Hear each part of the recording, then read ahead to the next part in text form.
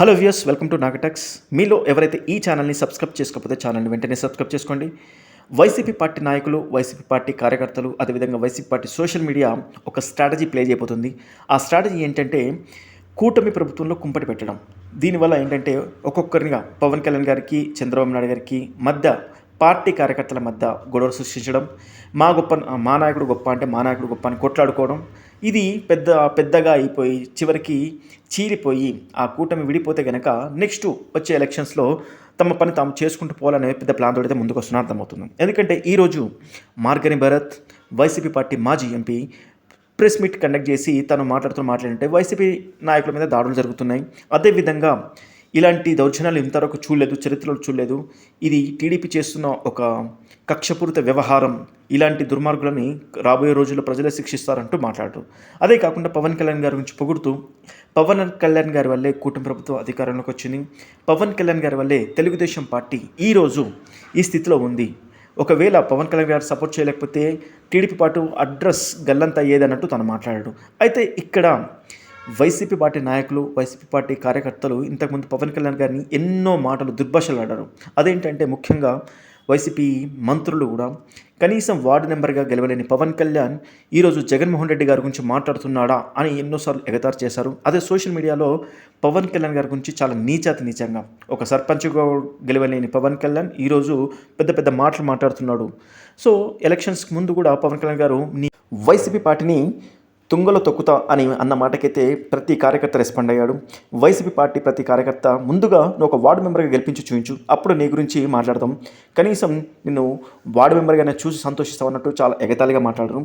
అయితే ఎలక్షన్స్ తర్వాత కంప్లీట్గా వాళ్ళ వాయిస్ అయితే మారిపోయింది. కానీ ఇప్పుడు కూటమి ప్రభుత్వంలో చిచ్చులు పెట్టడానికైతే మెల్లిమెల్లిగా హద్దులు మీరుతున్నారని చెప్పొచ్చు. ముఖ్యంగా మొన్న చంద్రబాబు నాయుడు గారు తెలంగాణ సీఎం రేవంత్ రెడ్డి గారితో కలవడానికైతే హైదరాబాద్ వచ్చారు. ఈ సందర్భంగా తెలంగాణ ముఖ్యమంత్రితో పాటు తెలంగాణ ఉప ముఖ్యమంత్రి కూడా పాల్గొన్నారు.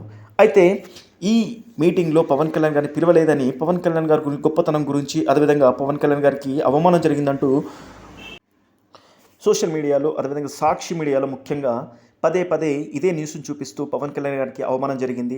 తెలంగాణ ముఖ్యమంత్రి, తెలంగాణ ఉప ముఖ్యమంత్రి పాల్గొన్న మీటింగ్లో ఆంధ్రప్రదేశ్ నుంచి కేవలం ఒక ముఖ్యమంత్రి మాత్రమే పాల్గొనడం ఏంటి, ఇక్కడ ఉప ముఖ్యమంత్రికి అవమానం జరిగింది పవన్ కళ్యాణ్ గారికి అన్నట్టు మాటికి ఇదే చూపిస్తున్నారు. అయితే సోషల్ మీడియాలో వైసీపీ సోషల్ మీడియా ముఖ్యంగా ఇదే విషయాన్ని చాలా స్ప్రెడ్ చేస్తున్నారు. పవన్ కళ్యాణ్ ఇక్కడ చంద్రబాబు నాయుడు గారితో పాటు ఇంకొక మంత్రి కూడా సీఎం రేవంత్ రెడ్డి గారితో మీటింగ్లో పాల్గొన్నారు.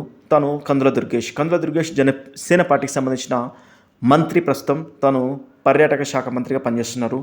అయితే చంద్రబాబు నాయుడు గారితో పాటు తాను కూడా పాల్గొన్న విషయాన్ని వాళ్ళు మర్చిపోయి జనసేన పార్టీకి అన్యాయం అన్నట్టు ఒక ప్రొజెక్ట్ చేస్తున్నారు ఈ విషయాన్ని. ఇక్కడ ముఖ్యంగా అర్థం చేసుకోవాల్సిన విషయం ఏంటంటే ప్రజా సమస్యలు ఇన్ని ఉండగా పార్టీల మధ్య చిచ్చు పెట్టడానికి మాత్రం ఒక స్ట్రాటజీ గేమ్ ప్లాన్ చేస్తుంది.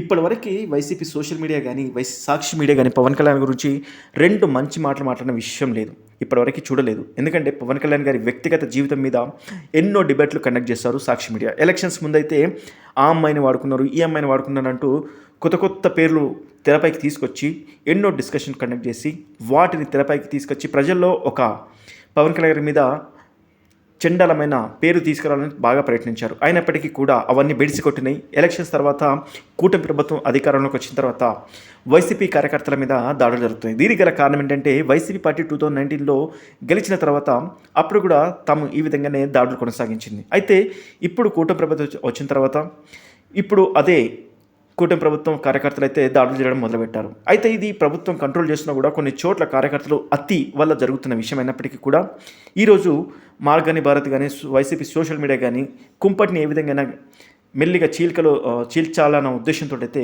పవన్ కళ్యాణ్ గారిని పొగుడుతూ, చంద్రబాబు గారిని దించుతూ ఇద్దరినైతే విడగొట్టాలని పెద్ద ప్రయత్నంతో అయితే ముందుకు వస్తుంది. కానీ ఈ విషయాన్ని ముందుగానే పవన్ కళ్యాణ్ గారు కనిపెట్టారు. దాన్ని కనిపెట్టి కూటమి ప్రభుత్వానికి ఎవరూ అడ్డు చెప్పకూడదు, కార్యకర్తలు చాలా జాగ్రత్తగా ముందుకెళ్ళాలంటే ఒక సూచన అయితే ఇచ్చారు.